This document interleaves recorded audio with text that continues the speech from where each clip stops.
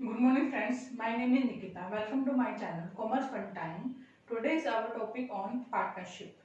ठीक है, पार्टनरशिप के बारे में आज हम बात करेंगे। पार्टनरशिप के बारे में स्टार्ट करने से पहले मैं प्रीवियस टॉपिक के बारे में थोड़ी सी एक्सप्लेनेशन बताना चाहती हूँ। हमारा पिछला टॉपिक था सोल प्रोप्राइटरशिप। सोल प्रोप्राइटरशिप क्या होता है? जब एक पार्टनर, एक बंदा, मतलब एक जो होता है पर्सन, वो चाहता है कि मैं अपना बिजनेस स्टार्ट करूँ खुद के दम पे, खुद की मेहनत पे, और मैं एक ही ऑनर होऊंगा, तो उसको क्या कहते हैं हम? Sole proprietorship. और ये क्या है? फॉर्म ऑफ द बिजनेस है। फॉर्म ऑफ द बिजनेस का हम बिजनेस किस किस तरीके से कर सकते हैं, कौन कौन से ऑर्गेनाइजेशन बना सकते हैं। पहले तो थी सोल प्रोप्राइटरशिप, जो मैं बता चुकी कि जिसमें हम क्या करते हैं कि खुद को, मतलब मैं सेल्फ ही काम करना चाहती हूँ, मेरे ऊपर किसी की बाउंडेशन नहीं होना चाहिए, एक ही मालिक रहेगा, वो रहूंगी खाली मैं। ठीक है, अब आता है, अब अपना सेकंड फॉर्म आता है पार्टनरशिप। पार्टनरशिप में क्या होता है कि जब दो या दो से अधिक पर्सन या बंदे या लोग, कुछ भी लगा लो, जब एक बिजनेस स्टार्ट करने के लिए एक कॉन्ट्रैक्ट के अंदर आते हैं, उसको हम पार्टनरशिप कहते हैं। क्योंकि सोल प्रोप्राइटरशिप में कुछ कुछ लिमिटेशन थी, जो अगर पार्टनरशिप होती तो वो उसको कवर अप कर सकती थी, इसलिए हमने पार्टनरशिप की आपको फॉर्म बताया। उसमें क्या करते हैं, जैसे मान लो हमें एक बिजनेस मिल गया है जिसमें हम पूरा पैसा खुद का नहीं लगा सकते, रिस्क फैक्टर भी बहुत ज़्यादा है, तो हम क्या कर लेते हैं, उसमें पार्टनर्स इकट्ठे कर लेते हैं कि उसके 5-6 ओनर बना लेते हैं, वो उस काम को मिलके करते हैं, तो वो काम जल्दी भी पूरा होता है, अच्छे भी पूरा करते हैं। जिसमें मैंने कई लिमिटेशन बताई थी, तो जो उसकी लिमिटेशन थी उसको कवर अप करते हुए पार्टनरशिप की नई फॉर्म बनी थी। ठीक है, अब इससे हम स्टार्ट करते हैं ऐसे लाइन टू लाइन, इसकी कैरेक्टरिस्टिक्स, इसकी मैरिट और डीमेरिट। ठीक है, सबसे पहले इसकी डेफिनेशन क्या है? It refer to that form of organization, ये वो फॉर्म ऑफ ऑर्गेनाइजेशन है इन विच टू और मोर, जिसमें दो या दो से अधिक पर्सन विलिंगली, मतलब इच्छा से ज्वाइन होते हैं और agree to run some lawful business, agree होते हैं चलाने के लिए।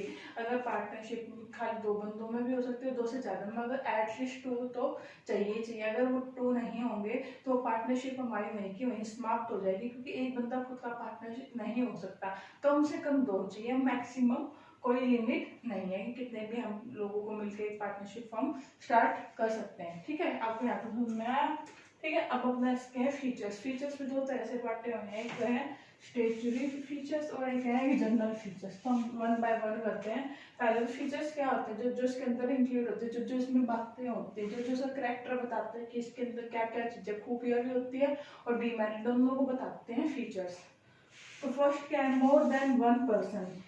एक पार्टनरशिप में क्या होता है, एक बंदे से ज्यादा अगर उस फर्म में मालिक होंगे तो ही वो पार्टनरशिप फर्म कहलाएगी, नहीं अदरवाइज नहीं तो नहीं कहलाएगी। कि सारे मालिक होने चाहिए जो भी उसमें काम करे, ये नहीं होना चाहिए कि आप अकेले मालिक हो, बाकी आप नौकरों में रोटेट करें, नहीं, सारे क्या होंगे, ओनर होंगे। जब एक से ज्यादा ओनर होंगे तो ही क्या होगी, वहाँ पे पार्टनरशिप फर्म होगी। अगर एक पार्टनर, दो पार्टनर में से अगर एक पार्टनर भी छोड़ के चला जाता है तो हमारी पूरी पार्टनरशिप फर्म खत्म हो जाती है। ठीक है, अब एक्सिस्टेंस ऑफ बिजनेस। बिजनेस में होना जरूरी है, मतलब बिजनेस का होना जरूरी है। एक ये नहीं होता कि पार्टनर में ऐसे ही बन गए, कोई एक बिजनेस भी तो होना चाहिए पर्टिकुलर। से हमारे कपड़ों का बिजनेस हो गया, किसी का स्कूल हो जाता है, किसी का हॉस्पिटल हो जाता है, किसी की चैरिटी हो जाती है, कि मिलके करते हैं, मगर कम से कम वो होना तो चाहिए जिसके ऊपर हम कर रहे हैं। ऐसा तो नहीं है कि तू पार्टनर मैं पार्टनर, तो कोई चीज होनी तो चाहिए जिसमें हम पार्टनरशिप कर रहे थे। बिजनेस में पार्टनरशिप करते तो कपड़ों का बिजनेस हमारा, बर्तनों का है, स्कूल है, क्या है, तो कोई ना कोई चीज होना चाहिए, बिजनेस होना चाहिए जिसके ऊपर हम क्या कर रहे हैं, पार्टनरशिप कर रहे हैं। ठीक है, नेक्स्ट पॉइंट है कॉन्ट्रैक्चुअल रिलेशनशिप। कॉन्ट्रैक्ट होना चाहिए हम सबके बीच में, जैसे उसमें लिखा होना चाहिए कि हम दोनों के बीच में कितना प्रॉफिट बटेगा, हम कैसे काम करेंगे, हमारी वर्किंग कंडीशन कैसे होगी, आपको कब कब क्या क्या करना है, क्या हमारी लिमिट है, क्या हमें कितना काम में कितने टाइम पे पूरा करना है, मतलब सब कुछ उसमें क्या होता है, एग्रीमेंट में होता है रिलेशनशिप। तो कॉन्ट्रैक्चुअल होना चाहिए। और कोई कॉन्ट्रैक्ट भी होता है, पार्टनरशिप हम हमें किसी पर्टिकुलर काम के लिए करते हैं। जैसे मान लो मेरे को ना ये बिल्डिंग बनानी है, बिल्डिंग का कॉन्ट्रैक्ट बेस होता है, तो उसमें क्या होता है कि 5-6 पार्टनर मिलकर एक बिल्डिंग पूरी बड़ी कर रहे हैं, 10 से 15 मंजिल की, जो बिकेगा, जो उनको पैसे मिल जाएंगे, जिस दिन वो बन गई और बिक गई उस दिन से उनकी पार्टनरशिप हम खत्म हो जाते हैं। तो कॉन्ट्रैक्ट होना चाहिए ऐसे ऐसे कि हम कितने साल का कॉन्ट्रैक्ट कर रहे हैं, हम 2 साल का कर रहे हैं, मतलब किसी भी बेसिस पे हम क्या करते हैं, कॉन्ट्रैक्ट करते हैं। पार्टनरशिप में कॉन्ट्रैक्ट होना जरूरी है। ठीक है, नहीं तो बाद में लड़ाई होगी, बाद में मान लो प्रॉफिट उस वाले बिजनेस में ज्यादा हो गया तो हम क्या कहेंगे, किसने कहा तू पार्टनर, किसको पता तू पार्टनर है, वो चीटिंग कर सकता है। अगर कॉन्ट्रैक्ट होगा, बीच में साइंड कॉन्ट्रैक्ट होगा, तो कोई भी पार्टनर आपके साथ चीटिंग नहीं कर सकता, ठीक है। अब अगला पॉइंट है profit motive and sharing of profit. क्या होता है इसका पार्टनरशिप का, क्यों हम पार्टनरशिप करते हैं, क्योंकि प्रॉफिट मोटिव होता है और शेयरिंग ऑफ प्रॉफिट, जो भी प्रॉफिट होता है पार्टनर के बीच में बढ़ जाता है। जैसे मान लो 10 लाख का प्रॉफिट हुआ, 5 पार्टनर तो 2 लाख रुपए बढ़ जाएगा, या जो उसका रेशियो होगा उसके हिसाब से वो आपस में क्या हो जाएगा, बढ़ जाएगा। तो प्रॉफिट मोटिव क्या आ जाएगा, शेयरिंग ऑफ प्रॉफिट, ठीक है। अब नेक्स्ट पॉइंट है प्रिंसिपल एजेंट रिलेशनशिप। मतलब क्या होता है, जो भी प्रिंसिपल तो क्या हो गया ओनर है, तो उसमें क्या कहते हैं इनका रिलेशनशिप कैसा होता है, ओनर जिससे वो काम करा रहे हैं। किसी मान लो किसी पार्टनर ने अपना एक स्टाफ रखा है, कुछ भी रखा है, उसने कोई गलती कर दिया, कुछ गलत काम कर दिया, तो उसकी रिस्पॉन्सिबल क्या होगा, वो मालिक भी होगा जिसने उसको रखा है। तो उसमें क्या होता है, दोनों के लिए जवाबदारी होती है, कि ये नहीं होता कि उस नौकर ने गलती कर दी तो मेरी गलती नहीं, जिसने उसको गलती रखी है तो उस दोनों के लिए अकाउंटेबल होगा, उसको दोनों को जवाब देना पड़ेगा, सब पार्टनर को जवाब देना पड़ेगा कि आपने रखा तो वो आपकी गिल्टी में ही काउंट होगा, ना कि नौकर की गलती में काउंट होगा। तो दोनों को क्या करना चाहिए, मिलके चलता है। तो इनके दोनों का एक तो एज ए प्रिंसिपल भी काम करता है, एक मालिक, और एक एजेंट मतलब एज ए नौकर भी काम करता है, कि कल को उसने कोई भी गलती की बिजनेस में, खुद से किया किसी और के थ्रू से गलती होगी, तो रिस्पॉन्सिबल वो प्रिंसिपल ही होगा। तो एज ए प्रिंसिपल और एजेंट का क्या हो जाएगा, रिलेशनशिप हो जाएगा, ठीक है बच्चों। यहाँ तक समझ में आया? कोई डाउट हो तो कमेंट बॉक्स में कमेंट करके आप मेरे से पूछ सकते हो, ठीक है। अब है अगला है जनरल फीचर्स। जनरल फीचर्स क्या नॉर्मल ही है, एक तो जैसे हमने उसमें सोल प्रोप्राइटरशिप में पढ़ा था कि जनरल फीचर जो नॉर्मल रहते हैं, जैसे उसमें भी क्या था, अनलिमिटेड लाइबिलिटी थी। अनलिमिटेड लाइबिलिटी क्या होता है, मतलब मैंने उसमें भी आपको बताया था, क्लैरिफाई किया था क्या होता है लिमिटेड लाइबिलिटी। कल को आपका बिजनेस लॉस में चला जाता है, आपका 15 लाख रुपए का सिर पे कर्ज आ गया और आप 5 पार्टनर हो, तो पांचों के पांचों पार्टनर को अपनी पर्सनल प्रॉपर्टी बेच के उसका कर्ज चुकाना पड़ेगा, उसका कर्ज चुकाना पड़ेगा। तो वो होता है अनलिमिटेड लाइबिलिटी। दो फैक्टर होते हैं, लिमिटेड होता है, लिमिटेड में हमें कुछ नहीं बेचनी होती, हमें हमारी पर्सनल प्रॉपर्टी कर्ज उतारने के लिए। मगर अनलिमिटेड लाइबिलिटी में क्या होता है, हमें दूसरों का कर्ज उठाने के लिए या उतारने के लिए, कुछ भी कहो, हमें अपनी प्रॉपर्टी को बेचना पड़ेगा, कहीं से भी अरेंज करना पड़ेगा, चाहे सारा कुछ बिक जाए हमें बेचना पड़ेगा, मगर हमें कर्ज उतारना पड़ेगा। वो क्या होती है, हमारी अनलिमिटेड लाइबिलिटी। तो पार्टनरशिप की क्या है, अनलिमिटेड लाइबिलिटी है, ठीक है। पार्टनरशिप में नो सेपरेट इंडिविजुअलिटी, ये क्या होता है, नो सेपरेट, मतलब कि सेपरेट नहीं कह सकते हम, ये नहीं कह सकते कि मैं अपने आप में मालिक हूँ। सब मिलके एक ऑर्गेनाइजेशन, एक पार्टनरशिप मिलती है। ये नहीं होता कि सबकी वैल्यू अपने अपने समय पे अलग अलग होती है। ये नहीं कह सकते कि मैं चला रहा हूँ, तुम तो कुछ कर ही नहीं रहे, नहीं। इसमें क्या होता है, नो सेपरेट, हम सेपरेट नहीं कर सकते, सब ने मिलकर ही क्या किया है, काम किया है। अगला क्या है, अटमोस्ट गुड फेथ। इसका मतलब क्या होता है, हमें किसी पार्टनर से कुछ भी छुपाना नहीं चाहिए, हमें सब कुछ बताना चाहिए। मान लो कल को हमने कोई कॉन्ट्रैक्ट किया है, आप कोई कॉन्ट्रैक्ट करने जा रहे हैं किसी नए ब्रोकर से या किसी नए कंपनी से बात करने जा रहे हैं, जो हमारे कंपनी पे इफेक्ट डालती है, जो हमारे करंट कंपनी पे इफेक्ट डालती है, तो हमारे सभी पार्टनर के साथ उसको डिस्कस करके ही निर्णय लेना चाहिए, डिसीजन लेना चाहिए। अगर वो नहीं लेते तो क्या हो जाएगा, वो खराब हो जाएगा सारा कुछ। पार्टनरशिप मतलब उसमें गलत मानी जाती है। पार्टनरशिप में रूल होता है कि कोई भी फर्म से के लिए नतीजे लिए जाते हैं, कोई भी रूल्स लिए जाते हैं, तो हमें उसको बताने जरूरी है, ठीक है। सबको अब restriction on transfer of interest, हम ये नहीं कर सकते, मान लो आज मैं पार्टनर हूँ, मैं मन भर गया कि मेरे को नहीं काम करना, तो मैं अपनी जगह मेरे भाई को रख देती हूँ, भाई तू इसको रख ले, मैं जा रही हूँ। ऐसे नहीं हो सकता। जिसका इंटरेस्ट होगा खाली वो ही इस बंदे को काम कर सकता है। वो सब पार्टनर्स की अगर हाँ होगी तो ही वो ट्रांसफर हो सकता है, नहीं तो नहीं हो सकता। एक नए सिरे से फर्म चलेगी, अगर कोई और नया पार्टनर आता है तो मैं ऐसे नहीं कर सकती कि मैं मेरी जगह कि मैं जा रही हूँ, मेरा मन भर गया, आप इसको रख लो मेरी जगह, ऐसा नहीं हो सकता, ठीक है बच्चों। यहाँ तक ये थे फीचर्स, ठीक है। अब हमारा नेक्स्ट टॉपिक है टाइप ऑफ पार्टनरशिप की। पार्टनरशिप के कितने टाइप होते हैं, 3 टाइप के होते हैं मेनली, ऐसे 6 है, मगर पॉइंटों में हमने इसको 3 पार्ट में डिवाइड किया हुआ है। फर्स्ट पॉइंट है जनरल एंड लिमिटेड। क्या होता है जनरल पार्टनरशिप? जनरल पार्टनरशिप होती है अनलिमिटेड पार्टनरशिप। हम शब्दों में कहें तो अनलिमिटेड ऐसे जिसकी लायबिलिटी क्या हो, अनलिमिटेड हो। कल को हमारे को कोई भी लॉस हो जाता है तो बिजनेस को क्या करना पड़ेगा, मतलब कि पार्टनर्स को अपनी प्रॉपर्टी बेच के, पर्सनल प्रॉपर्टी बेच के ही क्या करना पड़ेगा, उसको चुकाना पड़ेगा। किसको? कर्ज को। तो जनरल का मतलब क्या होता है, अनलिमिटेड। ठीक है, जिसकी लायबिलिटी अनलिमिटेड हो तो उसको क्या कहते हैं, जनरल पार्टनरशिप। एक होता है लिमिटेड पार्टनरशिप। लिमिटेड पार्टनरशिप में क्या होता है, जिसकी लायबिलिटी क्या हो, लिमिटेड हो। क्या हो, जिसकी लायबिलिटी लिमिटेड हो, जिसको अपना घर बेच के या कुछ भी बेच के पर्सनल कर्ज नहीं चुकाना, उसको हम क्या कहते हैं, लिमिटेड। अब लिमिटेड में भी दो तरह के होते हैं, एक तो जर्नल होता है, एक स्पेसिफिक होता है। क्या होता है, एक जर्नल और एक स्पेसिफिक। जनरल वाले की तो लायबिलिटी क्या होती है, अनलिमिटेड, क्योंकि ये जनरल आ चुका। और स्पेसिफिक वाले की क्या होती है, लिमिटेड।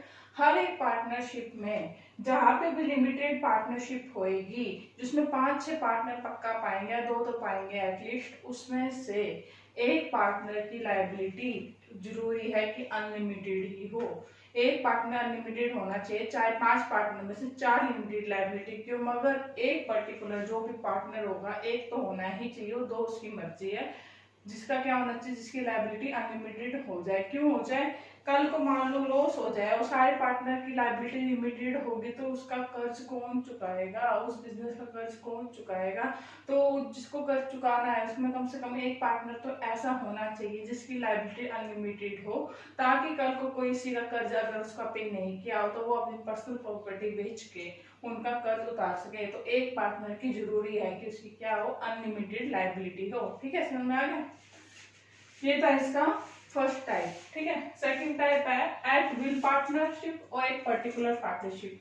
एट विल का मतलब क्या होता है, ऐसी पार्टनरशिप जो जिसमें कोई स्पेसिफिक पीरियड नहीं होता, मतलब कि वो अपनी मर्जी से पार्टनरशिप चला रहे होते लंबे समय के लिए, उसमें कोई कॉन्ट्रैक्ट नहीं होता कि हम ये जो पार्टनरशिप है 1 साल में, 2 साल में, 3 साल में बंद कर देंगे, नहीं, उन्होंने ऐसी कोई कंडीशन नहीं दी हुई होती। इसको क्या कहते हैं, एट विल पार्टनरशिप।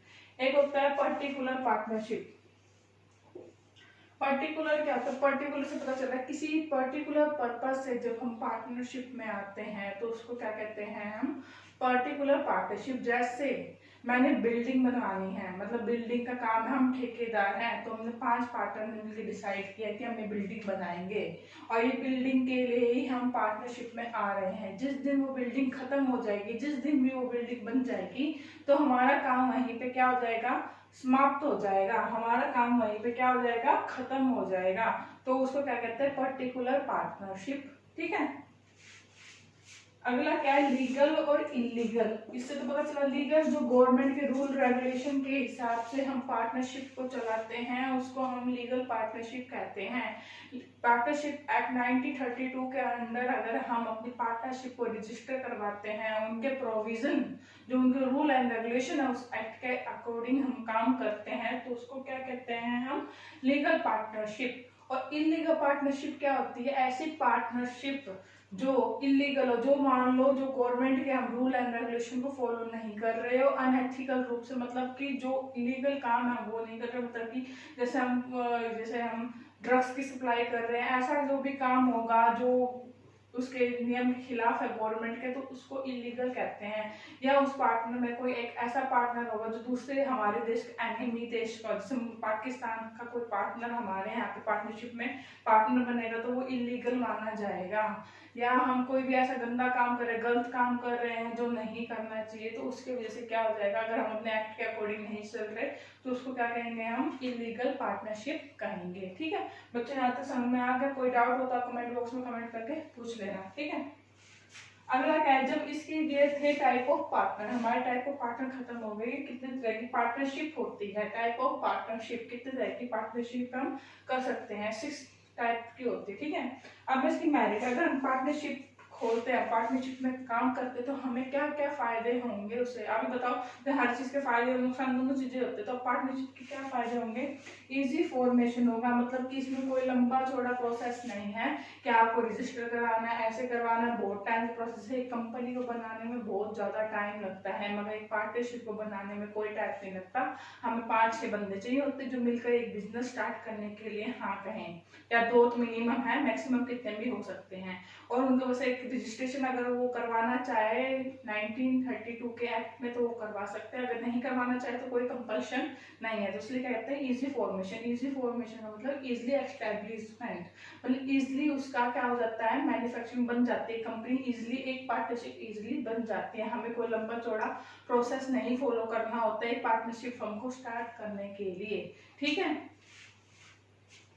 सेकंड है बैलेंस डिसीजन। कई कई बार क्या होता है, जब सोल प्रोप्राइटरशिप में हमने पढ़ा था कि डिसीजन ना बैठ जाता है, जब हम एक बंदा बहुत सारे काम करता है तो हमारे डिसीजन कई बार गलत हो जाते हैं और हमें किसी की राय नहीं मिलती। अगर हम अकेले तो हमें किसी की राय नहीं मिलती, हमें जो करना होगा खुद के दम पे, खुद के बेस पे, खुद के दिमाग पे करना होता है।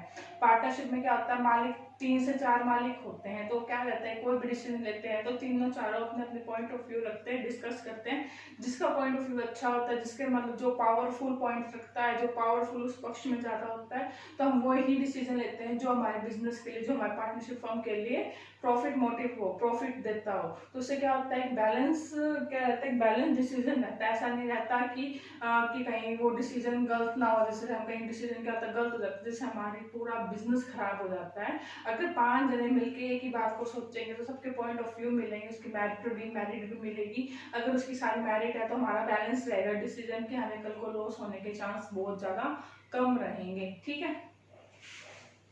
मोर फाइनेंशियल रिसोर्सेज, जैसे सोल प्रोप्राइटरशिप से मैं कंपेयर करके आपको एक पॉइंट बता रही हूँ ताकि आप इजिली इसको क्या कर सको, डिफरेंस कर सको। आगे डिफरेंस भी आते हैं इसके, डिफरेंस इंपॉर्टेंट होते हैं इसके, ठीक है। जैसे आप सोल प्रोप्राइटरशिप में क्या हो रहा था कि जैसे हमारे, जैसे मान लो मैं, मेरे घर का मैंने बिजनेस स्टार्ट करना है, मेरे घर के वालों के पास खाली कुछ जमा पूंजी 2 से 3 लाख रुपए है, तो मेरे पास क्या होगा, पैसे तो लिमिटेड थे, जैसे उसकी डीमेरिट थी लिमिटेड सोर्स ऑफ कैपिटल, क्योंकि पैसे तो है नहीं, 2 लाख ही है मेरे पास। अगर मैं ऐसे करूँ कि 2 लाख मेरे पास है, मैं 5 पार्टनर ऐसे ढूंढ लूँ जो जो 2-2 लाख और लगा सके, तो 2 लाख करते करते कितने हो जाएंगे, 10 लाख हो जाएंगे। तो उससे क्या हो जाएगा कि हमें बाहर से लोन भी नहीं उठाना पड़ा और खुद के पैसे खुद के बिजनेस में लगेंगे। तो इसका मतलब क्या हो जाएगा, मोर फाइनेंशियल रिसोर्सेज, मतलब ज्यादा फाइनेंशियल रिसोर्सेज हमें मिल जाएंगे। उस वक्त तो लिमिटेड थे कि खाली मैं अपने घर से ले सकता हूँ और कहाँ से ले ही नहीं सकते, हम पैसे लेंगे तो उस पर कर चढ़ेगा और फिर हमें ज्यादा इंटरेस्ट देना पड़ेगा। और यहाँ पे क्या पैसे लग रहे हैं, खुद के घर के पैसे लग रहे हैं और हमें कर्ज भी नहीं देना पड़ रहा, ना कोई इंटरेस्ट देना पड़ रहा। और इससे क्या होता है, हमें फाइनेंशियल रिसोर्सेज हमारे पास मोर होते हैं in comparison of the sole proprietorship, ठीक है। यहाँ तो समझ में आ गया। अब हमारा नेक्स्ट पॉइंट है डिवीजन ऑफ रिस्क। मान लो जब मैंने जैसे डीमेरिट बताई थी सोल प्रोप्राइटरशिप की कि ज्यादा सारा जो रिस्क होता है एक सिंगल बंदे पे होता है। कल को मान लो मैंने रिस्क लिया 10 लाख की कोई डील की और कल को मेरे को लॉस हो गया, तो सोल प्रोप्राइटरशिप में क्या होगा, 10 लाख के 10 लाख उस सिंगल बंदे को खुद ही बियर करने पड़ेंगे। और अगर उससे वो बियर नहीं हुए तो उसको अपनी पर्सनल प्रॉपर्टी बेचनी पड़ जाएगी। और पार्टनरशिप फर्म में क्या होगा, कल को तुम्हें 10 लाख का लॉस हो गया तो 5 पार्टनर बांटेंगे तो 2-2 लाख रुपए बटेंगे। कहाँ 10 लाख एक बंदा बियर कर रहा था, कहाँ 2-2 लाख हुआ, 1/5 पार्ट हो गया, लॉस सबको मिल रहा है। तो क्या हो जाएगा कि डिवीजन ऑफ रिस्क हो जाता है, हम इजिली कोई भी रिस्क ले सकते हैं। हम अगर सोल प्रोप्राइटरशिप में रिस्क लेते हुए सोचना पड़ रहा था कि अगर मैंने रिस्क लिया तो सीधा 10 लाख का नुकसान होगा, और इसमें हम रिस्क सोच के ले सकते हैं कि अगर हम 10 लाख का लगाएंगे तो 2-2 लाख सब में रिस्क बटेगा, तो हम इजिली ज्यादा बड़ा रिस्क ले सकते हैं। जितना बड़ा रिस्क होगा एक बिजनेस में उतना ज्यादा प्रॉफिट होगा। जैसे मैं आपको एक एग्जांपल देते हैं, देना तो गलत है। जैसे ड्रग्स का बिजनेस होता है, सबसे रिस्की बिजनेस होता है। कल को आप फंसते हो तो सबसे ज्यादा नुकसान भी आपको होता है, और कल को अगर आप नहीं फंसते तो सबसे ज्यादा प्रॉफिट भी आपको होता है, सबसे ज्यादा पैसे भी आप लोग कमाते हो। तो जहाँ ज्यादा रिस्क होता है वहाँ ज्यादा प्रॉफिट होता है। सीधा एक पूरा का पूरा ट्रक या आप एक छोटा सा पैकेट भी बेचते हो तो लाखों में बिकता है या हजारों में बिकता है पता नहीं, मगर हाँ उसके रेट बहुत हाई हाई होते हैं क्योंकि उसमें रिस्क ज्यादा होता है। कल को फंसता है तो सारे का सारा फंसता है तो नुकसान भी उससे ज्यादा है, और अगर सारे का सारा बिक जाता है तो आप एक दिन में करोड़पति या लखपति आराम से बन सकते हो। तो इसका वो होता है, रिस्क के ऊपर फैक्टर होता है कि जितना ज़्यादा रिस्क होगा उतना ज़्यादा प्रॉफिट होगा। जैसे मान लो सब्जी मंडी, सब्जियां हैं, उस पर क्या होता है, रिस्क कम होता है। कभी कि 1-2 दिन में खराब हो गया, 4 दिन में खराब हो जाएगी वो, मगर अगर खराब भी होएगी तो कितने का नुकसान हो जाएगा, 1000, 2000, 5000 का नुकसान हो जाएगा। तो प्रॉफिट भी उस पर क्या है, लिमिटेड है। आपको मान लो 5000 की सब्जियों में मुश्किल से 2000 भी नहीं प्रॉफिट मिलता होगा। तो जहाँ रिस्क कम है वहाँ पे प्रॉफिट भी कम है। और जैसे अफीम के बिजनेस में रिस्क ज्यादा है तो क्या है, प्रॉफिट भी ज्यादा है। ठीक है, अब सिक्रेसी रहती है। अब सारे पार्टनर मिलकर कोई डिसीजन लेते हैं। 5 पार्टनर ने मिलकर बात की कि हम हमारे बिजनेस के लिए कुछ ऐसा करेंगे जो किसी ने आज तक नहीं किया हो। अब सबने ऐसा इसने सोच लिया हो, हमने कोई एक डिसीजन बनाया, एक प्लान बनाया कि हम ऐसे लॉन्च करेंगे नए प्रोडक्ट को, ऐसे हमारे बिजनेस को डेवलप करेंगे। तो ये जो बात हुई वो 5 पार्टनर के बीच में हुई, तो 5 पार्टनर के बीच में रहेगी। इससे क्या होगा, सिक्रेसी रहेगी। किसी हमारे कॉम्पिटिटर को इस बात का पता नहीं चलेगा कि हमारा नया प्लान क्या है, कि हम क्या करने वाले हैं। तो क्या रहेगी वहाँ पे, सिक्रेसी रहेगी। ठीक है बच्चों, ये तो इसकी सारी क्या थी, मेरिट थे। आई होप आपको ये समझ में आ गया होगा। अब हम इसकी तरफ, लिमिटेशन की तरफ चलते हैं। लिमिटेशन क्या है, इसकी सबसे बड़ी बात क्या थी इसमें, सबसे जो हमें अच्छी नहीं लगी पार्टनरशिप फर्म में, सबसे पहले अनलिमिटेड लायबिलिटी, जो मैं आपको कैरेक्टरिस्टिक में एक्सप्लेन कर चुकी हूँ बार बार। अनलिमिटेड लायबिलिटी क्या होती है, कल को आपका बिजनेस लॉस में चला गया तो आपको अपना घर भी बेच के पैसा जुटाना पड़ेगा और कर्ज पे करना पड़ेगा। तो उसमें क्या कहते हैं, अनलिमिटेड लायबिलिटी सबसे गलत चीज है। कल को हमने कोई रिस्क लिया और हमें इतना लॉस हो गया तो हमें क्या करना पड़ेगा, कल को उस लॉस का सामना करना पड़ेगा। ठीक है, अब क्या लिमिटेड रिसोर्सेज है। लिमिटेड रिसोर्सेज का मतलब क्या है, बिल्कुल लिमिटेड रिसोर्सेज है आपके पास भी। जैसे आप मैंने बताया कि 2-2 लाख रुपए मिल के पास 10 लाख हो गए, और पैसे तो नहीं मिल रहे, लिमिटेड रिसोर्स है हमारे पास, और पैसे हम कहाँ से लेके आएंगे। तो ये क्या है, एक तरह का लिमिटेड है, हमारे पास इतने फाइनेंशियल रिसोर्सेज नहीं है कि हम उसको बेयर कर सके। लैक ऑफ हार्मोनी क्या होती है, लैक ऑफ हार्मोनी क्या होती है, अंडरस्टैंडिंग होती है पार्टनर्स के बीच में। आज हमारे घर में किसी से नहीं बनती, अंडरस्टैंडिंग इतनी होती नहीं है, कई कई बार बिगड़ जाती है। हमारे पॉइंट ऑफ व्यू अलग होते हैं, सामने वाले के पॉइंट ऑफ व्यू अलग होते हैं, या हमारा वे ऑफ टॉकिंग सीधे मन का होता है। मतलब नहीं कहते कहीं कई बार कि उसने यार गलत ले लिया, मैं कह रहा आप उसका समझ ले कुछ, तो कहीं कई बार ऐसे डिस्ट्रीब्यूट हो जाते हैं जिससे कि आपके हार्मोनी खत्म हो जाती है, अंडरस्टैंडिंग खत्म हो जाती है। उसको लगता है ये अपने फायदे के लिए डिसीजन ले रहा है, हमारा नुकसान करेगा, या जो वो सामने वाला एक पार्टनर उस पार्टनर को समझाने की कोशिश कर रहा है, कोई बहुत अच्छी बात थी जो उसको समझाने की कोशिश कर रहा है, मगर उनको वहाँ पे वो चीज़ समझ में नहीं आ रही कि वो क्या कहना चाह रहा है, उनको वो गलत समझ रहे हैं। तो उससे क्या होता है, लैक ऑफ हार्मोनी की वजह से क्या होता है, वो पार्टनरशिप कई कई बार डूब जाती है, कई कई बार खतरे में आ जाती है। ठीक है, लैक ऑफ कॉन्टिन्यूटी, जरूरी नहीं होता इस फॉर्म में कॉन्टिन्यूटी हो। कॉन्टिन्यूटी का मतलब क्या है कि आज मेरे यहाँ पे 5 पार्टनर है, जरूरी नहीं है कि कल को 5 रहे। कहीं कहीं कई बार क्या होता है, कहीं कहीं पार्टनर लेफ्ट करके चले जाते हैं या किसी रीजन से रिटायरमेंट हो जाते हैं, तो कॉन्टिन्यूटी नहीं चलती। कल को ऐसे करते करते 2 पार्टनर रह गए, 2 में से भी अगर एक पार्टनर चला गया तो पार्टनरशिप फॉर्म बिल्कुल खत्म हो जाती है। ठीक है, तो क्या होता है, लैक ऑफ कॉन्टिन्यूटी, कभी भी बंद हो जाता है, कभी भी कुछ भी हो सकता है। ठीक है, lack of public faith. Lack of public faith का मतलब क्या होता है, जो कंपनीज होती है ना बड़ी बड़ी शेयर्स मार्केट में होती है, वो अपने फाइनेंशियल अकाउंट, जो अपने अकाउंट्स होते हैं वो पब्लिक के सामने दिखाते हैं कि हम पूरे साल में इतना प्रॉफिट कमा रहे हैं, आप हमारे यहाँ आए और इन्वेस्ट करें। पार्टनरशिप फर्म में वो अपने अकाउंट किसी को नहीं शो करते, खाली पार्टनर्स के अलावा, और किसी को बाहर वाले को शो नहीं करते। इसलिए लोगों को उस पर क्या होता है, कम फेथ होता है कि कल कोई पार्टनरशिप फ्रॉड निकल सकती है और हमें घटिया माल चिपका के ये भाग सकती है। इसलिए क्या होता है, इस पर फेथ नहीं होता, क्योंकि हम सबूत मानते हैं। अगर कोई हमें अच्छा सबूत दिखाता है कि हम बहुत अच्छे हैं तभी हम उसको मानते हैं, अगर कोई हमें सबूत नहीं दिखाता तो हम उसको नहीं मानते, उसको हम गलत मानते हैं। ठीक है बच्चों, ये इसकी क्या थी, लिमिटेशन थी। अब अगला जो हमारा टॉपिक रहेगा वो रहेगा टाइप ऑफ पार्टनर्स, जो हमारे अगली वीडियो में आपको मिलेगा।